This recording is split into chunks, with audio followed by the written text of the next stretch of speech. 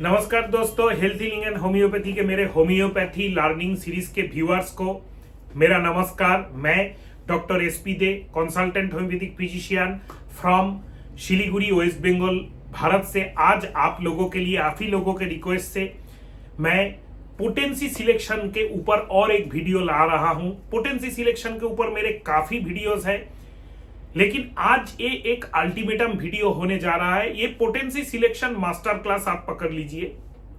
कब पोटेंसी कौन सा देना है, क्या पोटेंसी देना है, क्यों देना है, रियल टाइम एक्सपीरियंस कौन सा चीज से काम होता है। बुकिश बात मैं करता नहीं हूं, बुकिश चीजें मैं, बुक पढ़िए, जरूर पढ़िए, लेकिन बुक को आप काम में लगाने के बाद आपका क्या एक्सपीरियंस है ये इंपॉर्टेंट होता है।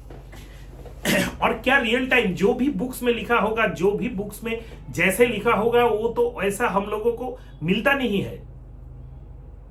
उसका एक्सपीरियंस होना चाहिए। हाँ, ऐसे एक्सपीरियंस्ड बुक बहुत सारे हैं, एक्सपीरियंस बेस्ड बहुत सारे होम्योपैथी में स्टॉलवर्ड्स का बुक्स है, जो आपको अगर आप उसके हिसाब से अगर चले, उसके हिसाब से अगर आप कुछ अपना एक्सपीरियंस गैदर करें, तब देखिएगा उस सेक्टर में आपका पोटेंसी सिलेक्शन बहुत ही बारीक हो रहा है, बहुत ही परफेक्ट हो रहा है। Now come to what is the method of potency selection. First ये आप मोटा मोटी समझ लीजिए, centesimal, decimal and 50 millesimal 3 scale आपके पास है। कोई भी मेडिसिन का आप 1x या 2x यूज कर सकते हैं। हाँ डॉक्टर साहब, कोई भी मेडिसिन का 1x 2x यूज कर सकते हैं, कैसे यूज कर सकते हैं?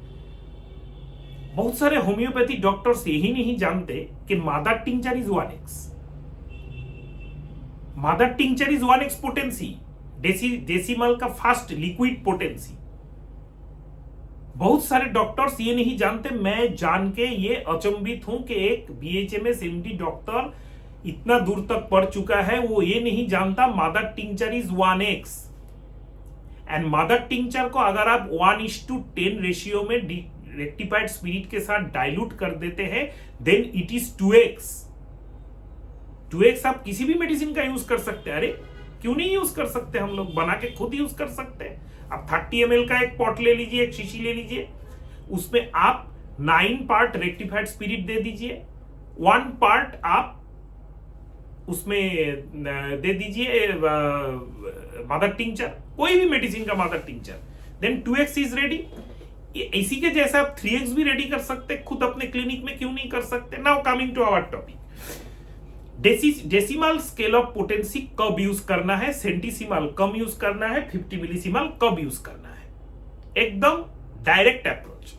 देखिए, अगर ऐसा कोई पेशेंट हो जिसमें आपको लोअर पोटेंसी यूज करना है, मतलब ऑर्गेनिक चेंजेस हो चुका है, जैसे severe liver cirrhosis, chronic kidney disease, और जैसे आपका ब्रेन ट्यूमर, ऐसा ऑर्गेनिक चेंजेस जिसमें हो चुका है और जहां पे सिम्टम्स आपका क्लियर कट नहीं है, लैक ऑफ कॉन्स्टिट्यूशनल कैरेक्टरिस्टिक आपका है, ऐसे ऑर्गेनिक चेंजेस के केसेस में अगर आपका पेशेंट पूरा क्लियर कट और जो कॉन्स्टिट्यूशनल माइजमेटिक कैरेक्टरिस्टिक है उसके बेसिस पे क्लियर कट पॉलीक्रिस्ट मेडिसिन के तरफ इंडिकेट करे कि इसको नेट्राम्यूट दो, इसको तुजा दो, इसको मेडोरिनाम दो, इसको फलाना दो, इसको ये वाला सल्फर दो, तो आप वो दीजिए।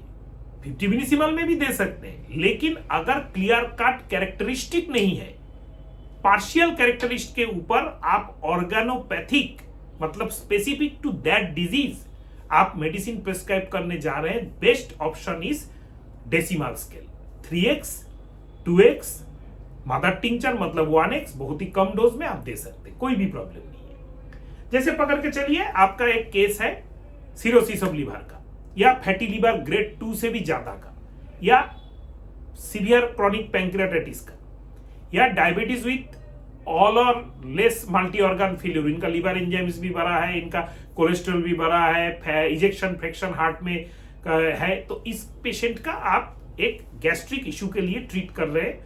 ऐसे पेशेंट बहुत हम लोगों के पास आते हैं, डॉक्टर साहब डायबिटीज है, 2 टाइम इंसुलिन 3 टाइम इंसुलिन लेते हैं, 10 एलोपैथिक गोली खाते हैं, गैस फिर भी नहीं ठीक हुआ, क्या करें बोलिए? और गैस का जो सिम्टम्स आपको दे रहा है, इसमें आपका क्लियर कट कॉन्स्टिट्यूशनल मेडिसिन का इंडिकेशन नहीं आ रहा है, आप ढूंढ चुके हैं। You are confirmed. Now you prescribe Robinia 3x. बहुत ही अच्छा प्रिस्क्रिप्शन है, काम करेगा जरूर. या यू प्रिस्क्राइब चिलिडोनियम 3x या 6. सेंटीसिमल का लोअर पोटेंसी भी मैं डेसिमल के तरह ही प्रैक्टिकली पकड़ता हूं. 6 3x 6 3x 6 3x 6x भी जा सकते हैं. स्पेसिफिक ऑर्गेनोपैथिक ट्रीटमेंट में 6x 3x 30x बहुत अच्छा काम करता है. जैसे आपका स्पॉन्डाइलोलिस्थेसिस, स्पॉन्डाइलो आर्थराइटिस, आपका prolapse disc, chronic severe lumbar spondylitis, बहुत ज्यादा कोई सिम्टम्स नहीं है पेशेंट का, बहुत ज्यादा आपका कैरेक्टरिस्टिक सिम्टम्स नहीं है. ये गलती कभी भी मत कीजिएगा कि कैरेक्टरिस्टिक सिम्टम्स को आपने ढूंढा ही नहीं. डॉक्टर साहब ने तो बोला था यहाँ पे 3x दे दो, 3x दे दो कि मैजिक हो जाएगा. नहीं दोस्तों, हर पेशेंट का फुल टेस्टिंग करने का कोशिश कीजिए.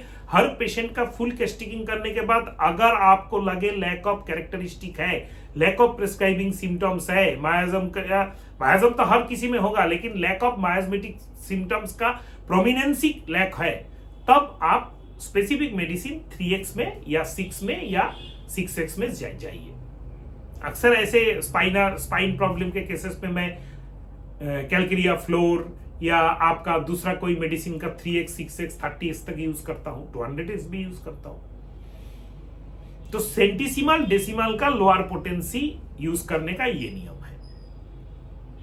नाउ कमिंग टू सेंटीसिमल का 200 1m 10m 50m कैसे हम लोग सिलेक्ट करें, इसका क्या नियम है. पहले भी वीडियो में मैंने बता चुका हूं कि अगर आपका केस टेकिंग करने के बाद बहुत अच्छा सिम्टम सिमिलरिटी है, आप समझ गए हैं इस मेडिसिन ये पेशेंट को इस स्टेज में मुझको ये कॉन्स्टिट्यूशनल पॉलीक्रिस्ट रिमेडी देने का जरूरत है, then go for always LM potency 50 millesimal potency 0/1 0/2 0/3 etcetera.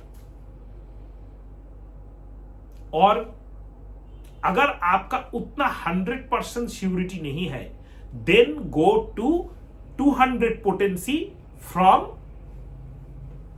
200 to then. मतलब आपका एक पेशेंट आया है जिसको आर्थराइटिस का प्रॉब्लम है, घुटने में ऑस्टियोआर्थराइटिस है, थोड़ा स्किन का भी इशू है, थोड़ा ब्लड प्रेशर भी बढ़ा है.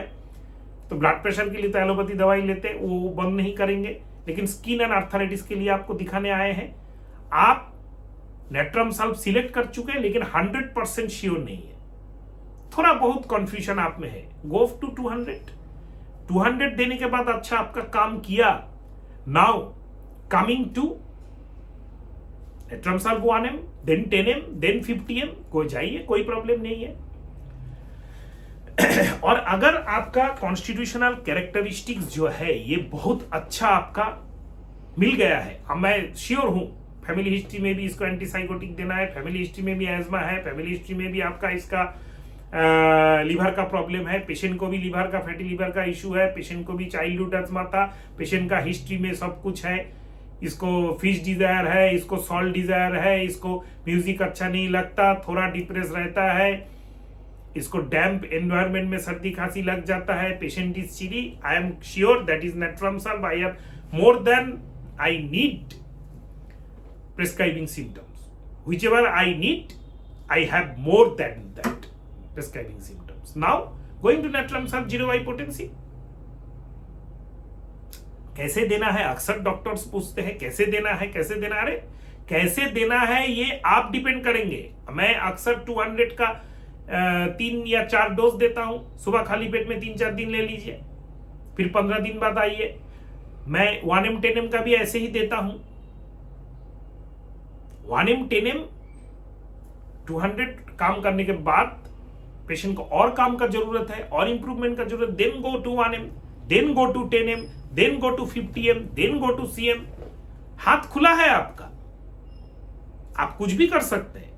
नियम में रह के करिए, तब पेशेंट को बेनिफिट होगा, आपको बेनिफिट होगा. हीरोगिरी मत कीजिए वहां पे. मैं 10m से नीचे नहीं देता, मूर्खता वाली बातें हैं ये, मूर्खता वाली बातें हैं. आप अपने क्लिनिक में जो ये कुर्सी में मैं बैठा हूं, मेरे सामने एक टेबल है, यहाँ पे मेरे पेशेंट्स वगैरह बैठते हैं, मैं यहाँ पे एक सोल्जर हूं, I have to fight with diseases. तो डिजीज से फाइट करेंगे। सोल्जर जब फाइट करेगा एक ही बंदूक से हर टाइम फाइट करता है। उसको रिवॉल्वर भी चाहिए, उसको AK-47 भी चाहिए, उसको स्नीपर राइफल भी चाहिए, उसको हैंड ग्रेनेड भी चाहिए, उसको रॉकेट लॉन्चर भी चाहिए, उसको मशीन गन भी चाहिए, और जरूरत पड़े तो पेट्रोल टैंक भी चाहिए, और जरूरत पड़े तो और भी ज्यादा उसको एटम बम, हाइड्रोजन बम भी चाहिए। शत्रु जो है हम लोगों का बीमारी, उसको आपको कब किस चीज से कितना जोर से वार करने पर वो मरेगा, ये आपके ऊपर डिपेंड करता है। That is the perfect selection, medicine selection and potency selection. Medicine तो आपने ठीक सिलेक्ट कर लिया, हाँ, कि इसको मुझको मारना है, लेकिन जहां पे आपको रॉकेट लॉन्चर दागना था वहां पे आपने रिवॉल्वर का एक देसी कट्टा चला दिया, तो क्या होगा? वो जो बीमारी जो है उसको थोड़ा सा चोट लगेगा, वो बोलेगा अच्छा तू मुझे मारना चाहता है, देख मैं क्या करता हूं। ऐसा नेचर दिखा देगा आपको, पेशेंट को ऐसे कंडीशन में वो ला देगा आपको कि यू कैन नॉट मैनेज। इसको हम लोग क्या बोलते हैं, क्या सोच रहे हैं? Homeopathic aggravation? No, this is called disease aggravation. आप कुछ करने गए थे, बीमारी आपके हाथ के कंट्रोल के बाहर चला गया। होम्योपैथी एग्रावेशन कब होता है? होम्योपैथी एग्रावेशन तब होता है जब जरूरत था आपको कट्टा दागने का, आप वहां पे रॉकेट लॉन्चर दाग दिए। इतना सा मारने का जरूरत था, पूरा इतना सा मार दिए। That is called homeopathic aggravation. जो अक्सर आप गलती से जहां पे 200 देने का बात था वहां पे आपने 10M दे दिया। 0/1 देने का बात था, स्टार्ट ही किए 0/30 से। 3x6 पोटेंसी देने से अच्छा हो जाता, 1M दे दिया। अच्छा, तो जो टॉपिक है, तो ये एक बात है कि हाँ, अक्सर डॉक्टर्स मुझसे पूछते हैं कि कई कई केसेस में तो doctor successfully 1M 10M starting potency में दे देते हैं, स्टार्टिंग फास्ट प्रिस्क्रिप्शन में दे सकते हैं आप। अगर पेशेंट में एग्रावेशन का चांसेस कम हो, एग्रावेशन का मतलब जो बीमारी के लिए आप प्रिस्क्रिप्शन करने जा रहे हैं उस बीमारी में पेशेंट का कोई भी सीवियर पैथोलॉजी फैलने का, पेशेंट का डेथ होने का, पेशेंट का कॉम्प्लिकेशंस होने का चांसेस नहीं है। जैसे एक सीवियर एक्यूट ऑस्टियोआर्थराइटिस में आप 10M 50M मत दीजिए, क्योंकि वो बढ़ सकता है। अगर वो बढ़ गया तो उसका आर्थराइटिस इतना जटिल हो जाएगा, दूसरे अंगों में भी फैल सकता है। लेकिन एक ओल्ड केस ऑफ आपका लोकलाइज्ड एक ट्यूमर हुआ छोटा, तो वहां पे आप 10M 50M से स्टार्ट कर सकते, रिपीटेड डोज भी दे सकते, क्योंकि यहां पे एग्रावेशन का चांसेस नहीं है कोई भी पैथोलॉजी। इसीलिए होम्योपैथी हर डॉक्टर्स को प्रैक्टिस ऑफ मेडिसिन, पैथोलॉजी,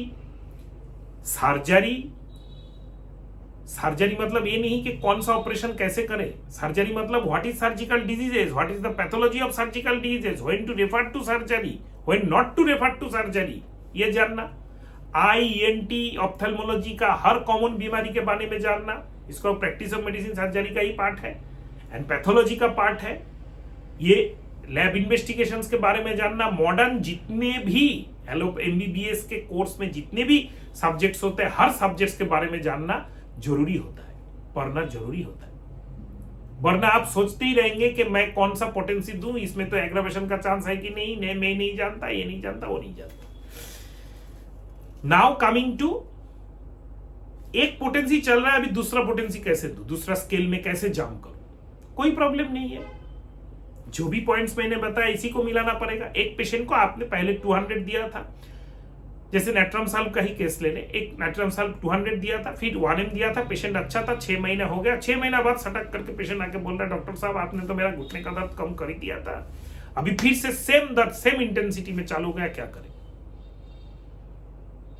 आपने फिर से केस टिकिंग किया, फिर से रिविजिट किया पूरा केस को, फिर से सिम्टम्स वेरीफाइड किया, फिर से हर चीज को आपने बारीकी से जांचा परखा, फिर जाके आपको लगा ये नैट्रम साल्व का ही केस है, क्या हो रहा है, अभी 10M दूं या 50 मिलीसीमल दूं? अब यहां पे दो ही आप कर सकते हैं। 50 मिलीसीमल देने का एडवांटेज यहां पे क्या है? 50 मिलीसीमल अगर आप पहले ही दे देते या अभी देते हैं, जो एडवांटेज होगा आपका, पेशेंट को हर रोज आप 2 बार 3 बार 4 बार 5 बार 10 बार आप मेडिसिन दे सकते हैं। कैसे दे सकते हैं? 100 ml का बोतल में आप डोज बना सकते हैं, 16 डोज 12 डोज, एक डोज करके हर 2 घंटा बाद लेते रहो, या दिन में 3 बार लो। या मैं जो करता हूं, बोतल को राइट हैंड में पकड़ो, लेफ्ट हैंड में ऐसे स्ट्रोक करो 10 बार, बोतल का आधा ढक्कन ले लो डायरेक्ट, एक डोज हो गया। तो पेशेंट का जो दर्द है उसको इमीडिएट कम करना है विदाउट एनी एग्रावेशन। आप श्योर है नेट्रमसल भी मेडिसिन है, गिव 50 मिलीसीमल रिपीटेड डोज।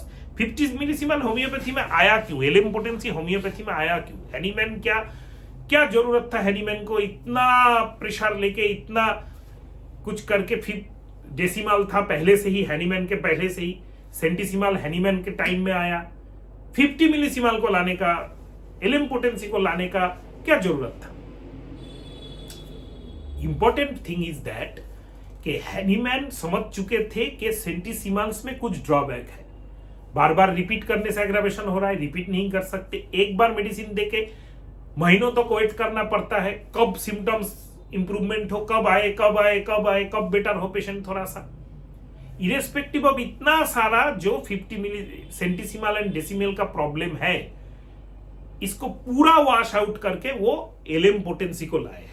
हाँ दोस्तों, एलएम पोटेंसी आप बेझिझक यूज कीजिए, कभी भी यूज कीजिए, कोई प्रॉब्लम नहीं होगा। खाली आपको यहां पे एक ही चीज एलएम पोटेंसी में ध्यान में रखना है, your prescription should be perfect. Perfect नहीं होने पर पार्शियली ये काम नहीं करेगा। जो 3x पोटेंसी 201 mm कुछ हद तक करता भी है, लेकिन वो कब तक करता है ये श्योर नहीं है। तो overall you have to be a good prescriber. You have to prescribe LM potency in acute cases like fever, like diarrhoea, like acute headache, acute anxiety, कोई भी इंजुरी के केसेस में, स्पोर्ट्स इंजुरी के cases में, या फिर chronic cases, कोई भी आर्थराइटिस, कोई भी साइकोसोमेटिक डिसऑर्डर, कोई भी स्किन का इशू, कोई भी गैस्ट्रिक का इशू, कोई भी kidney stone, renal stone, gallbladder stone का इशू, सब में आप एलएम पोटेंसी बेझिझक यूज कीजिए, कोई प्रॉब्लम नहीं है। मैंने पहले ही बोल दिया, दिन हर 10 मिनट बाद भी रिपीट कर सकते हैं, हर 10 दिन बाद भी रिपीट कर सकते हैं, आपके ऊपर है, कोई फिक्स्ड रूल नहीं है। ये जो बोलते हैं ना कि एलएम पोटेंसी का एक रूल होता है, दिन में एक बार ही लेना है, एक डोज जो बना के देगा दुकान से उसको ढाल के एक प्याला, एक कप पानी में घोल के फिर एक बार खाओ, बाद जो रिमेनिंग मेडिसिन है उसको फेंक दो, ये बहुत ही गलत बात है। हाँ, एलएम पोटेंसी प्रिपरेशन करने का जो नियम है, 100 ml डिस्टिल वाटर में 1 या 2 ग्लोब्यूल्स, जो टिनी ग्लोब्यूल्स होता है एलएम पोटेंसी का, उसको डाल दीजिए, फिर 10 बूंद आरएस डाल दीजिए, फिर अच्छा से शेक कर लीजिए और LM potency ready. High dilution and LM potency is the magical formula कि आप इसको इतना अच्छा अगर आप यूज करना स्टार्ट कर देते हैं तो ये एक टाइम में ऐसा हो जाएगा, आपका क्लिनिक में कोई मेडिसिन नहीं रहेगा, आप खाली एलएम पोटेंसी यूज करेंगे। आजकल हम लोगों के साथ ऐसा ही हो रहा है। तो अगर कोई intelligent and inquisitive constructive question है, वही पूछिएगा दोस्तों कमेंट बॉक्स में, मैं उसका आंसर देने का कोशिश जरूर करूंगा। अगर आप चैनल में नए हैं, चैनल को सब्सक्राइब करके बेल आइकन को प्रेस कर दीजिए, क्योंकि होम्योपैथी लर्निंग सीरीज का प्योर होम्योपैथी स्प्रेड करने का जो ये मेरा मोटो है, ये आपके मोबाइल के नोटिफिकेशन में नया वीडियो का आता रहेगा। और अपने homeopathy friend circles, WhatsApp groups, Facebook group में ये वीडियो को जरूर शेयर कीजिए। प्रैक्टिकल प्योर क्लासिकल होम्योपैथी का रियल टाइम एक्सपीरियंस ऐसे एक लोग के जबान नहीं, एक डॉक्टर आपको बता रहा है जो 17 से 18 ईयर्स इसी फील्ड में काम करता है, खुद से सीखा है, पेशेंट देख के सीखा है, अभी भी सीख रहा है, आप लोगों से सीखने का कोशिश कर रहा है, और जिसका कोई होम्योपैथी में गॉडफादर नहीं है। Only homeopathy study and the faith of homeopathy and the love for Hahnemann and the love for you and love for upgradation of yourself as a homeopath. Pure classical homeopathy का knowledge बढ़े, homeopathy का reality का बारे में, homeopathy में क्या है, bookish knowledges है। एक सेमिनार में, वेबिनार में एक जो वक्ता है, जो भी प्रोफेसर्स हैं, जो भी होम्योपैथी स्पीकर्स हैं, एक मेडिसिन को इतना जटिल आपको समझा देगा आप सोचने बैठ जाएंगे बाप रे बाप, इतना जानने के बाद थूचा देना पड़ेगा। भगवान, अल्लाह, गॉड, व्हाट इज द, हम तो कुछ भी नहीं जानते। एक नाग्स भूमिका इतना जानने के बाद मुझको देना पड़ेगा। मैं देखा हूं, मैंने बहुत सारे ऐसे वेबिनार, ऐसे सेमिनार अटेंड किए हैं, यूट्यूब में ऐसा वीडियो है। इतना जानने के बाद बेडोरिनम देना पड़ेगा, इतना जानने के बाद सल्फर देना पड़ेगा। पेशेंट बाहर बैठे हैं, 4 पेशेंट, अंदर पेशेंट बैठा है, मुझको सीखना पड़ेगा कि 10-15 मिनट में फुल कॉन्स्टिट्यूशनल केस टेकिंग करके मैं पेशेंट को कितना जल्दी परफेक्ट सिमिनिमम मेडिसिन दे सकता हूं। This is the real homeopathy. वहां पे अगर आप एनालिसिस करने बैठ जाएंगे कि इतना इतना इतना इतना, तो आप तो प्रिस्क्रिप्शन ही नहीं कर पाएंगे, जो अक्सर हो रहा है। होम्योपैथी कॉलेज से 50-100 लड़का पास करके निकल रहा है, उसमें से आफ्टर 10 ईयर्स, 10 साल बाद उस बैच के ओनली 10 जो लड़के हैं या लड़कियां हैं होम्योपैथ बनते हैं, जो अपना फ्यूचर एंड करियर होम्योपैथी को देते हैं, भागभागी नहीं देते। इतना जटिल होम्योपैथी कब से हो गया? और इसमें बना क्यों रहे हो? इसलिए बना रहे हैं कि उन लोगों को वो सुने, जो मतलब स्टूडेंट्स हैं, ये मेथड, वो मेथड, फलाना मेथड, ढिमका मेथड, ऐसे करो वैसे करो, that is approach, that approach. वो मेथड के ऊपर 50 स्लाइड, 2 घंटे का सेमिनार। खुद का बुखार होता है, पैरासीटामोल लेता है। खुद का वाइफ का जो मेनोरेजिया है वो गायनी से दिखाता है। अरे बाप रे, आएगा सेमिनार में, मतलब ऐसा हो जाएगा जैसे वो नेटवर्क मार्केटिंग के टाइप के सेमिनार है। होम्योपैथी में ऐसे सेमिनार है आजकल। जो स्पीकर आपको समझा रहा है, बोल रहा है ये ऑर्गन ये मेटेरिया, एक मेडिसिन का 70, 80, 100 स्लाइड्स आपको दिखा रहा है। खुद का घुटने का दर्द में राष्ट्रक सिलेक्शन नहीं कर सकता। फायदा क्या है ऐसा शिक्षा का? क्या आप सीखेंगे उनसे और क्या आप करेंगे? That is bookish knowledge. Bookish knowledge से क्या होगा? पेशेंट देख के आपने क्या सीखा, करके देखिए। पेशेंट मैं आपको देता हूं, करके दिखाइए। ये तो मेरा अप्रोच है, मेरा सोच है। मैंने किसी का नाम इसीलिए नहीं लिया पूरा वीडियो में। आप समझ गए होंगे किसके बारे में, किन सब लोगों के स्पीकर्स के बारे में बता रहा हूं।